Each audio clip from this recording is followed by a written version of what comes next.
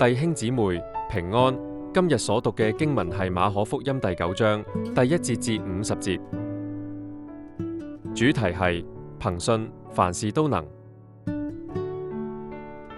作者喺馬可福音第9章講到，耶穌帶咗彼得、雅各同約翰上咗一座高山，喺佢哋面前變咗形象，見山發光，白到不得了。呢個時候，以利亞同摩西顯現，同耶穌傾偈。彼得好興奮，話想幫佢哋起3座帳棚住。跟住有雲彩遮住佢哋，而天上又有聲音話：耶穌係神所愛嘅兒子，你哋要聽佢嘅說話。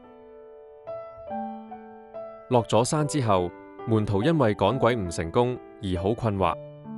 耶穌就醫好咗嗰個被鬼附嘅細路，同埋提醒門徒呢類嘅事情係要靠禱告先得。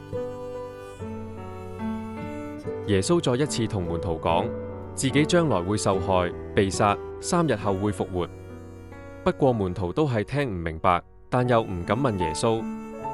喺路上，佢哋重爭緊邊個最大。最後，耶穌教佢哋要甘心做僕人，又要接納小孩子，同埋嚴正提醒佢哋，使人跌倒嘅後果好嚴重，叫門徒要好似鹽一樣，學習彼此和好相處。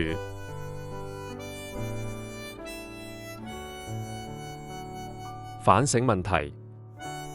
作者喺馬可福音第9章記載，耶穌教導門徒，想做第一嘅，就要甘心去服侍所有人。